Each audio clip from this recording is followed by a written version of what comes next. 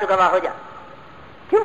اس لیے کہ تمام انبیاء علیہ السلام کو تمام امتوں کے مقابلے میں گواہ بنا کر لایا جائے گا. امتوں کو گواہ بنا کر لایا جائے گا. اس لیے میرے بزرگ دوستو، کسی جماعت کا، کسی طبقے کا، کسی فرد کا کام نہیں ہے، بلکہ ہر ایمان والے کے ذمے ہے ایمان کی دعوت، ہر ایمان والے کے ذمے اعمال کی دعوت، تاکہ دعوت سے دو چیزیں حاصل ہوں. دعوت دینے والے کا یقین بدلے، باہر کا ماحول بدلے. کہ دعوت کے دو خاصے ہیں، کہ دعوت یقین بدلے گی، دعوت ماحول کو بدلے گی. اس لیے ہمیں اس کام کو کسی جماعت کا، کسی طبقے کا، کسی فرد کا، کسی بزرگ کا کام نہیں، بلکہ ہم اس کام کو بحیثیت حضور اکرم صلی اللہ علیہ وسلم کا امتی ہونے کے اپنے ذمے سمجھیں. یہ بھی ذمہ داری ہے کہ اپنے ذمے سمجھیں، اور یہ بھی ذمہ داری ہے کہ دوسروں کے اندر اس ذمہ داری کا شعور پیدا کریں. دوسروں کے اندر اس ذمہ داری کا شعور پیدا کریں کہ ہر ایک دوسرے کو، دیکھو پہلے دوستو، جب تک ایک دوسرے کو سورہ والعصر نہ سنا لے، جب تک ایک دوسرے کو سورہ والعصر نہ سنا دے، جدا نہیں ہوتے تھے. اگر یہ صورت یاد رکھنے کے لیے تھی، جیسے حافظ یاد رکھتے ہیں قرآن کہ بھائی دور کرتے رہو، ایسا نہ ہو کہ بھول جائیں، تو یہ بہت چھوٹی صورت ہے، روزانہ اس کا دہرانا اتنا میرا خیال سے یاد رکھنے کے لیے ضروری نہیں ہے. یہ بھی نہیں تھا کہ وہ صحابی جب بھی آپس سے ملتے تھے سورہ بقرہ سناتے تھے کہ بھائی لمبی صورت ہے، کہیں بھول نہ جائیں، یاد رہے. سورہ والعصر چھوٹی صورتوں میں شمار ہے، لیکن دو صحابی ایسے تھے جب بھی آپس سے ملتے تھے ایک دوسرے کو سورہ والعصر سنائے بغیر ایک دوسرے سے جدا نہیں ہوتے تھے. یہ کیا مطلب ہے اس کا؟ کہ اس کا مطلب یہ ہے کہ ہر ایک دوسرے کو اس کی ذمہ داری یاد دلاتا تھا کہ دیکھو یاد رکھیو، ہماری اور تمہاری اور ساری امت کی نجات خسارے سے، ہر زمانے میں خسارے سے نکلنے کا سبب وہ چار چیزیں ہیں: ایمان، اعمال صالحہ، دوسروں کو ایمان پر لانا، دوسروں کو اعمال صالحہ پر لانا. ایمان سیکھنا، اعمال سیکھنا، دوسروں کو ایمان اعمال صالحہ پر آمادہ کرنا. یہ ذمہ داری ایک صحابی دوسرے کو روزانہ بتلایا کرتے تھے. ورنہ سورہ والعصر کا دور کرنا بظاہر یاد رکھنے کے لیے سمجھ میں نہیں آتا.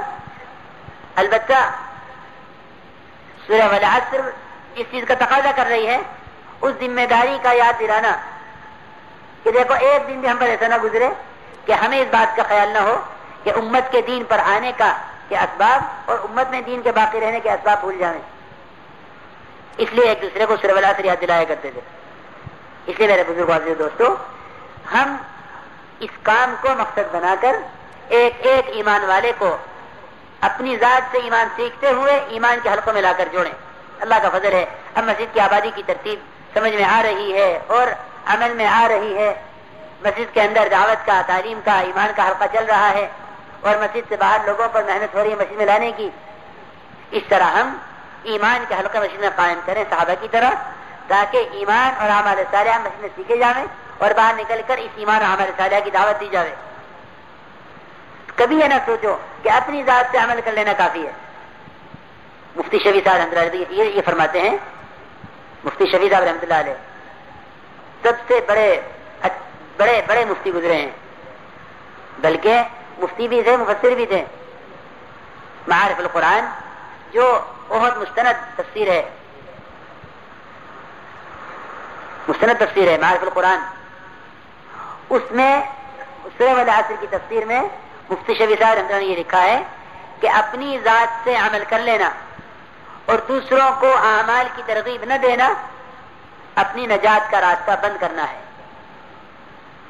یہ صاف لکھا ہوا ہے، موقع لگے تو دیکھ بھی لیجو. یہ کیسے طے کر لیا کہ میں عمل کرتا ہوں، میرے ذمہ دوسروں کی ذمہ داری نہیں ہے؟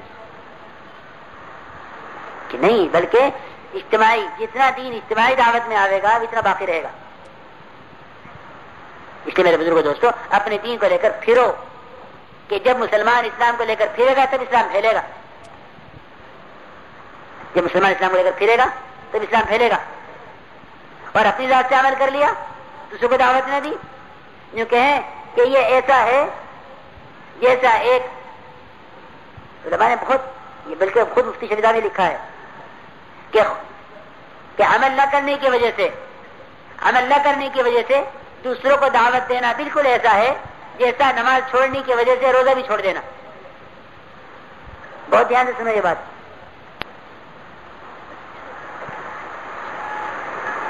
خود عمل نہ کرنے کی وجہ سے دوسروں کو دعوت نہ دینا بالکل ایسا ہے جیسا نماز چھوڑنے کی وجہ سے روزہ بھی چھوڑ دینا۔ سوچو میرے دوستوں بزرگوں، جو آدمی نماز نہ پڑھے کیا اس پر روزے کی فرضیت معاف ہو جائے گی؟ کہ بھائی کہ نہیں، روزہ بھی فریضہ ہے اور نماز بھی فریضہ ہے، روزہ بھی فریضہ ہے، نماز بھی فریضہ ہے۔ جو نماز نہیں پڑھتا وہ روزہ بھی نہ رکھے؟ کہ نہیں، ایسا نہیں ہے۔